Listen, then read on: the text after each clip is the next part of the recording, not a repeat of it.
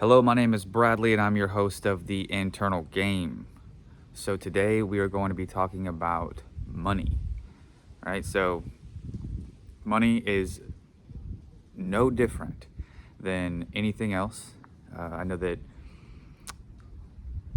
if you were like me or whatever, had a real financially struggling childhood, and a grandmother that was like, hey, money doesn't grow on trees. Hey, where do you think we're gonna get that money from? Hey, money's the root of all evil. Hey, uh, rich people are this way. Like, my grandma was great.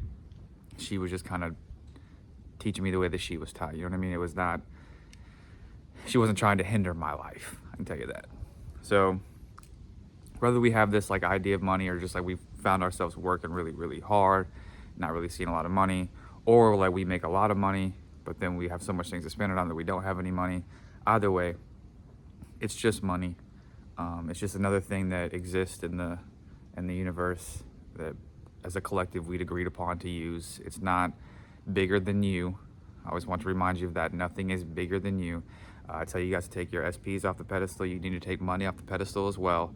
The only person that belongs on this most important thing in your life is you, right? So, I want to start by a little thing that I saw a pastor say online one time. And again, I'm personally not a Christian or anything like that. I do believe that the Bible is a great source of how to live life, but as far as that's concerned, I'm not one. But that doesn't necessarily matter. But I was watching a sermon, and this pastor, he said, money is a good tool. He's like, I love money. He's like, I love to be able to buy my kids things. I love to be able to uh, buy food, shelter, things like that to take care of my family. He's like, he goes, but money's a horrible god. And then he goes on to say, he's like, I love my wife. He's like, my wife is the best wife in the whole entire world. She's an amazing person. She is the best woman I could possibly ask for. He's like, but she is a horrible god. He goes on to talk about material things being the same way. He's like, but material things are a horrible god. And the point he was trying to make here is that, like, how I take it was God, like Neville does, God is consciousness. God is like the all, right? So, even the Bible says, thou shalt not worship no other man before me, or along those lines. There is no other God. So, we don't need to make money our God. We don't need to make it more important than us. It is, again, just like your mind, just like anything else, is a tool, or like your mind, it is a tool to be used in the human experience to experience more life, like more life experiences, and to buy yourself food, things like that. But it is not the end all be all. Now, I think everyone should have a lot of money. I think that's an honorable goal, to have money, right? But you have to change your relationship with money. You do not have any blocks. If you were like I was, and you got caught up in the law of attraction stuff in the beginning, and it's like, oh, you have money blocks, and you need to find where your money blocks are. Well, what we know now is that state of being creates reality. And if we're in a state of being that believes that we have blocks, then we're going to continue to have blocks. And if we keep putting our awareness on trying to find a block, we're going to keep looking for blocks. Like, oh, that must be it. Oh, that must be it. That must be it. From now on, you have no blocks. Not with relationships, money, any of that shit. Just drop it. You have no limiting beliefs. You are going to embody a new way of being right now, as far as money is concerned, because I'm all about the whole boss up level, not just SP, not just money. I'm talking about like life experiences, money, your person, you mainly, like you becoming everything, and maximizing your experience here, right? By maximizing you. Anyway, you have no blocks. Start there. And you're going to change your relationship with money. So you guys see me in the videos do this a lot, like, because this is what I do. If I am seeing something in my reality, or not seeing something in my reality, whatever it is that I'm doing, let's just say money, right? I put money right here. Money is right here. Money is an extension of me. My money is an extension of me. So how am I viewing money? Because if I'm seeing $6 in my account, that's an extension of me, right? So how do you look at money? Like, are you scared? Like, are you fearful? Are you an experience, like, just like I talk about with people, are you an experience that money would want to have? Like, are you really inviting to money, or are you fearful, doubtful, like in a lot of lack? And granted, again, you can affirm stuff in and bring it in, but like, check it out. When you start having different inner conversations with money, to money, about money, that experience is going to turn into that. That's why I say you don't have any blocks. And again, just like a specific person, just like anything else, your job is to stick to the new story. So ideally, people love affirming for money. People love, like, oh, I can tell a new story, da da da. Where do you think people have the hiccup at? When the money goes out. Because if you're saying, I'm a guy who has money, or I'm a woman who has money, I'm a person who's abundant, I love spending money because I have so much money all the time, my business is booming, I'm seeing so many opportunities that just lead me to more money, money's coming out of thin air just to me all the time. Like, you're just telling yourself a story about money all the time, and then you're going to, then you go to spend money, and you're like, ugh, ugh, ugh. That's not good, right? So what I did, as far as spending money out, is I had to get a different relationship with money going out. Like, if I really trusted and I really believed that money was coming to me, and my internal reality was first and outside was secondary, then again, why am I tripping about spending some money? So something that helped me was, I've talked about a couple, like last week or something, about my phone bill. So say my phone bill is $92. Do you know what I get off of my phone for $92? I've started a YouTube channel.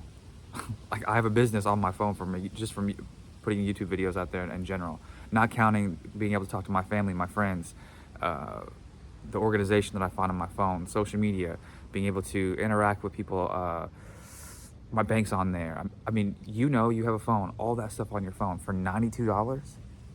Take my money, right? I make more than $92 in no time. Why would I trip about a $92 phone? But even if, no matter what it is, your food, like if you're at the grocery store and you're about to buy some food, think about like all that happened for that food to come there, the value that you're getting for this food. You're going to stay alive because of this food. Your family's not going to go hungry because of this food. You're not going to go hungry because of this food. And the people that got to the store, the people that grew it, the people that packaged it, the people that, all that stuff, all for you, give them your $15. Like, when you look at it like this, it's rare. Like, in my experience, it's rare when I'm spending money for something that I'm like, I don't see the value in this. I can always see the value in it. And when you see the value in it, it's easy to spend the money. And when it's easy to spend the money, it's easy for it to come in. So, I've had a couple, I don't say a couple, but quite a few one-on-ones, money's been a thing too to talk about. And there's been a couple people that have had, this just recently that I remember, that had a business, and then the money kind of trickled out of their reality, right? And guess what it was from? It was from the fear that the money wasn't going to keep coming in, and they needed to hold on to it, and they needed to, like, basically, think about this. They actually had money in the account from the business, like lots of money. And then because of their fear that there wasn't going to be money anymore, because of their, like, looking at the money going away, that wasn't even happening yet, the money went away. It's the same thing on the other side. You have no money in your account, but you're telling yourself, oh, I got this money in my account. This money's coming, because guess what? This is the main thing you should always remember, guys, is that if I'm saying it internally, it has to play out eventually. So I just stick to my story, and it's going to play out eventually. I stick to this new way of being, these new inner conversations that are lovely with money. Like, how are you looking at money? Like, it's a wonderful tool. It helps my family. It helps me. It helps me experience more life. Like, instead of being like, oh man, every time I get it, I gotta spend it. Like, and having these unfavorable ideas and views of money. Like, would money want to come to you? Money's currency. Like, what does currency mean? and flow. Like, attention is currency. Like, it's your attention to it not being there is why it's not there. Your attention to it coming, even if it's not there, it's going to come. Your attention to it already having it, you'll experience it. But you have to change how you view this money. This is money. It's an extension of you. Does it want to experience you? Like, are you going to do good things with the money? Are you going to hoard it? Now, I'm not saying go spend your last little bit of money to practice the outflow of things. But I am saying, in your imagination, tell a story of how much money that you have. Of how great it is now that you can help people. How great it is now that you can buy things that you used to not be able to buy. How great it is that it was always so easy and you had to make money. Let's just say generate money. Making money is illegal, but you know what I mean. Like, generating cash flow, generating revenue, generating money. Like, just talk about it so much in your head that, like, it feels good to just talk about it. The same way that I tell people they're a specific person. Stop thinking of them unfavorably. They're gonna play out that way. Stop thinking of money and your relationship with money as, like, not a good thing, as a scary thing. It'll play out that way. And also, stop judging people with money. Stop judging people with money. If you see someone with money, like, don't be like, oh, he's just a rich, pompous ass. You know, people with money, they always think they're better than everybody else. That stuff's gotta go. You have to be like that. Be inspired by people with some money.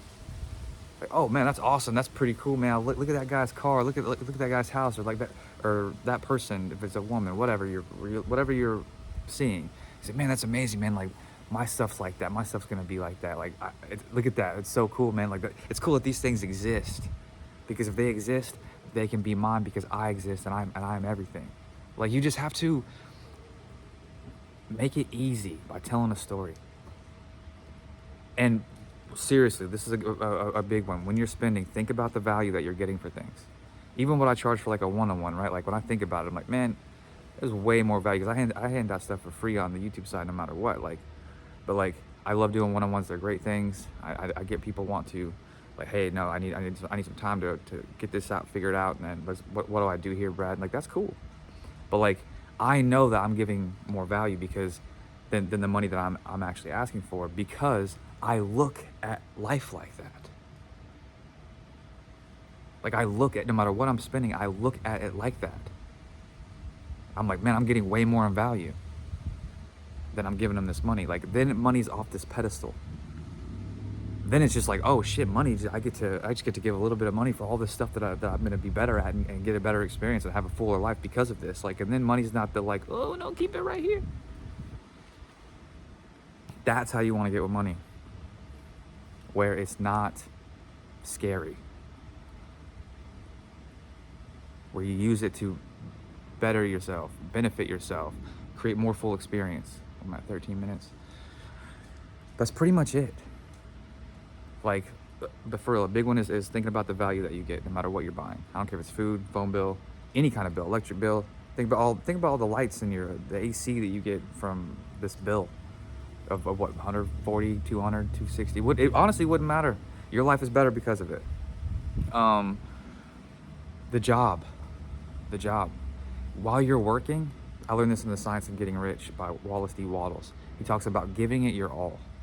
Like, whatever you're doing, like if you're at a job, to give it your all. Do your position the best, with intent of just adding value. No matter what it is. Not in there complaining about your job. Not in there complaining about, man, I do all this with just this little bit of money. No. Complaint in general has to be wiped away from your shit. Like, complain about money, complain about fucking anything. And then when you're adding value like that, with that energy, that adding value, you're going to see opportunities at work. You're going to see, or somebody that comes into your job or outside of your job, you meet someone that's like, hey, I got this position, like, and it's going to be a lot more lucrative than the one that you're currently in. But nonetheless, when you're putting out of freely adding value, like I do, like a lot of people I know do, it sets you up. So yeah, stop complaining about money. Just like I tell people, stop complaining about your SP. Like, you want your SP to be fucking perfect and loving to you, but you're complaining about that he's not or she's not. You want money, but you're complaining about not having enough. You're complaining about this person has it and they don't have to do as much as I do. This is why is this world fucked? Like that's why. That's why. So again, it's the new story is the true story. And if you're seeing the opposite, we're like, man, I've been doing this for a week, I've been doing this for 2 weeks, and you're like, I still got this amount of money, then your job is to not focus on that and keep the story going. And I promise you, that's why I tell people, inside first, outside second, no matter what, you always believe that, always know that. That's the true faith. And not so much in your manifestation, but like in you in general. And you know that if you keep telling this story, it has to be reflected back. Do not think that you have any money blocks. Look for the value in everything that helps you spend. Be valuable. Like, give freely at your job, your business, whatever it is. Give it your best. It will come back. And always tell a story favorably about how money's coming to you and how you always have enough, and how it's just amazing because you get to use this as a wonderful tool to have better experiences and provide for your family and all this stuff. It's a different state of being. It's a different light flow of energy. It's a whole new like set of circumstances, because you're a whole new person with your idea, with this extension of money. You have looked at it differently now. And just like we talked about before, the scientists and the metaphysicist that Wayne Dyer got it from, like, when you change the way you look at things, the things you look at change. The only person to change is self. You're not changing money. You're not changing your bank account. You're changing you and how you view your relationship with money. That's it. Don't make it hard. It's real simple. Tell a new story. Look at the value while you're spending, because you can always find it. Be valuable to everyone and everywhere. Everyone everywhere you go. Tell it a cool story and watch what happens. That's all I got. I will see you guys in the next video.